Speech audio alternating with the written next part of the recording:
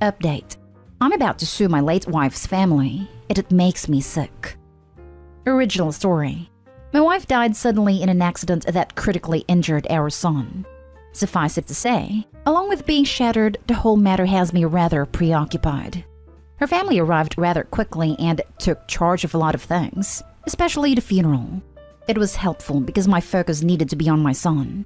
I was pretty much a guest at my own wife's funeral, because although I was there for a brief while, it was on a day when my son was scheduled for a rather serious procedure, and so my time was divided. All the while, I could hear Suzanne, my wife, in my mind telling me to take care of Zach and not worry about the formalities. So I basically just gave my in-laws my checkbook. I'm not complaining about that. What happened next is different. They wanted to take some of her things. And of course, I understood the value in them having a keepsake of their sister/daughter. I would never have said no. But they took everything. Keep in mind, I wasn't there. My younger son wasn't in the house at the time either. The next time I was home, I realized that they basically cleaned the house out of everything they thought was hers, including photo books.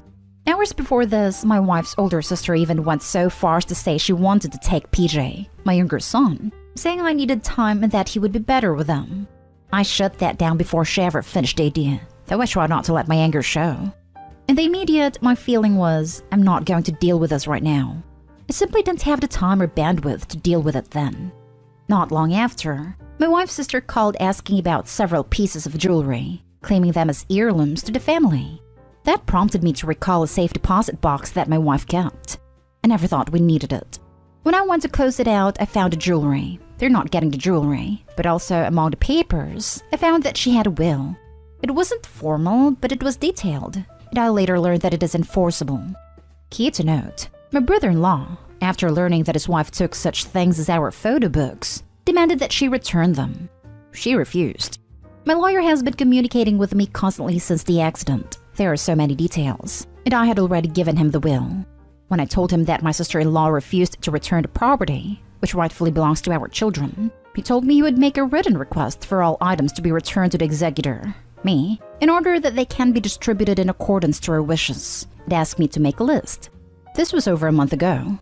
Today, I get a reply from some attorney stating effectively that I had given them permission, and so all items questioned were gifts. Are you freaking kidding me?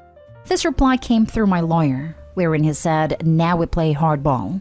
He said he'll seek an order, though I'm not sure if that requires a trial. Did I meet with him next week? I would be passive at the shadow of all this mess if it meant protecting my boys from a family upset. But a line has been crossed. I want my sons to have a good relationship with their mother's family. That's paramount, and I would do whatever it took to ensure that. Now we're about to get into a legal dispute, and things are likely to go badly. My last communication was with my mother-in-law, where she lost her mind on me. We had always been close, so this is all so strange to me. She was making demands that were unreasonable. The call ended abruptly when I explained that the boys were my children, that I would decide what is in their best interest, and suggest that she not test me because I'm done playing. I don't need this crap. I buried the love of my life. I'm dealing with the after effects of the accident. I am doing everything I can to bring my son back to good. And now I have to deal with this? Thing is, people manage grief differently. I get that. I respect that. These are not bad people. They are simply behaving badly. But I can't allow it. I haven't told the boys about any of this yet. I hope I won't have to. More than once, one of them asked where this or that is, and I told them that their aunts barred them. Who does this? Seriously. Anyway, I have nobody to yell at, but I really don't want to kick the dog. I love the dog, so I'm just venting again here. Thanks for giving me a place to do that.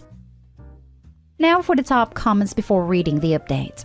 You are 100% justified, and I hope you get them in court. That's some BS. I'd be doing exactly what you were doing. This makes me so mad. We had the same issue when my brother died. People stealing things, saying they wanted to be in his room one last time. We did, however, take all the valuables out before people came by. But those sentimental things, those are worth more than money. Get those people. You know, I'm actually glad to hear your anger because it makes me feel more justified in my own. This really is wrong. It's not just me. My aunt did that when my grandmother died. She just showed up with boxes and tried to take everything. My mom stepped in and luckily stopped a chunk of it. One day she came back when Mom wasn't around. I was only 11, so I couldn't do much. But I watched her go through the apartment and she would say, "Oh, I like that," knowing my grandfather would just let her have it. Freaking vulture. I'm very sorry for your loss. People suck. You're doing the right thing. How dare they? You shouldn't belong to them. You're entitled to her memory too. Of all the heartless and sensitive things to do. I've heard of people hiding all of the deceased things and rug sweep their grief, but to have that done to you against your will? That is absolutely belittling to the values you played in your family. My blood is molten on your behalf. I wish you luck. Thank you. She was my family. She belonged to me and to our sons. We were her family by choice, and our boys are entitled to everything she wanted them to have. These people are about to figure that out. They're messing with the wrong guy. I hope your son is doing well. He is, and thank you for asking. He's doing better every day. And now for the update. After my wife died suddenly, I vented here about how her family came through and took her belongings. The reaction from the sub was more than I expected, and was appreciated. A lot of folks here were pissed in my behalf. Many asked that I update, and so I am. I had a long and reasonably deep discussion with Suzanne's mother and sisters earlier today. They speak to the boys, my sons Zach and PJ, on occasion, and actively seek the connection. I haven't spoken to them in a while, and haven't proceeded with any additional action since the initial request through my attorney that they return her property, now my children's property. It was my wife's older sister's birthday a couple of days ago, and, for all that's happened, I still made sure to send her lilies. Suzanne sent her lilies every year. I guess I was looking to remain human through all this mess, but maybe rubbing their nose a little at the same time. Either way, this was the catalyst for her call today. We spoke for a minute or two, before she asked if I would speak to them all together on Zoom. They were actually standing by as we spoke, so I closed the door of my study and joined them online. As they popped up on my screen, I didn't say anything. I didn't show any emotion at all. This was their invitation, so I would just listen, and I had no idea what to expect. Her mother started a conversation by hitting the tough subject head-on, saying, "We have the request from your lawyer and we withdraw our answer. We want to comply with everything." Then her older sister added, "And we want to know how we can fix what we broke." For the hell I've been living over this? The relief of their words was enough. So I told them nothing needs to be broken. They asked me if I would listen, and of course I said I would. And for a while I did. I didn't say a word. They were orderly, if not rehearsed in their monologue, taking turns at affirming each other. Her mother explained that they were shattered after losing Suzanne, and that they seemed to come together as a pack. We've had some time since those first days and we've talked it through, and all of us realized that we weren't thinking, her younger sister said. Part of their grief was anger, they explained. They weren't angry with me, just angry in general. When they were at the house and picking a couple of items to keep, they just kept taking things. Her older sister explained that they were upset that, as Suzanne's husband, I controlled everything and everything defaulted legally to me. She said it shouldn't have upset them, acknowledging that's just how it is, but that they felt secondary. This was the only time I spoke, saying, "I never made you feel secondary. We just wanted her back," one of them said. "Without that, we just wanted everything we could have of her." They knew they were wrong, but being wrong only made it worse. They explained it like digging a hole and not being able to get out of it. "So we doubled down," one of them said. Her mother became emotional when she said, "I read the inscription on the box and realized that it wasn't Suzanne's, but that she had it made for you." She then said she didn't mean to take it. But the inscription she speaks of is carved on the inside lid of a small decorative box that Suzanne gave me years ago. It reads, "Still and after all." She always said that to me, especially after I would drive her crazy. Whenever it got Suzanne mad, I'd ask if she loved me. She always said, "Still and after all." Anyone would know that the box means a great deal to me. The upshot is that my brother-in-law will be returning everything next weekend. Her mother emphasized everything. He'll be driving down and my sister-in-law asked if it might be possible for him to stay over, given that it's a long ride.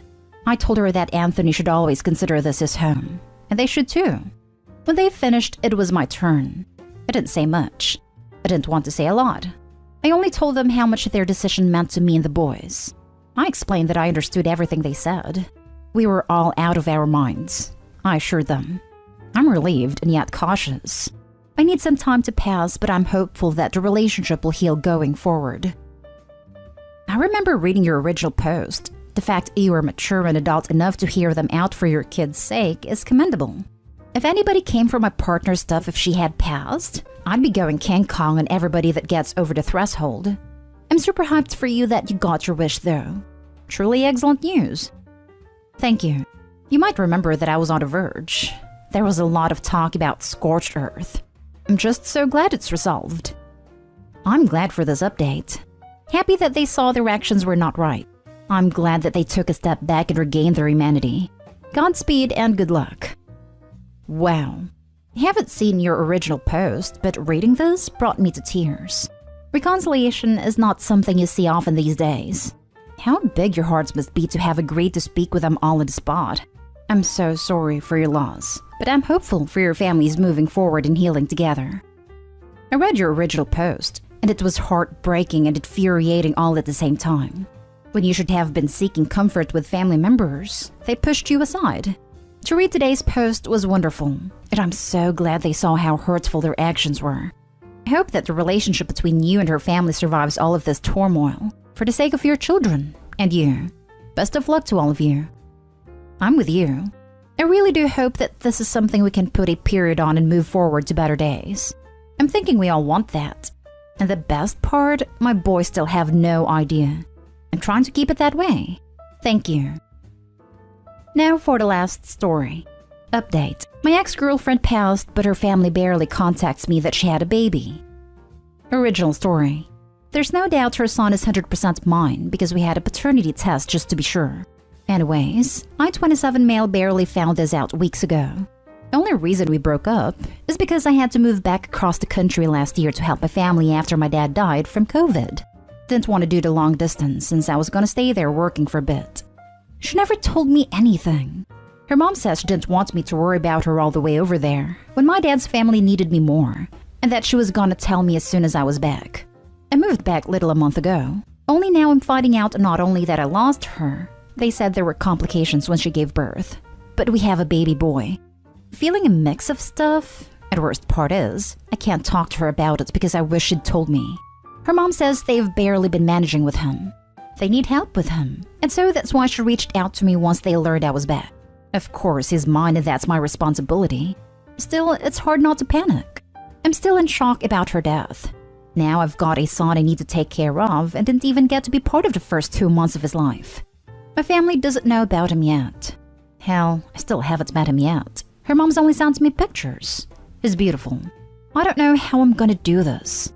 I'm scared, sad, and pissed off for some reason.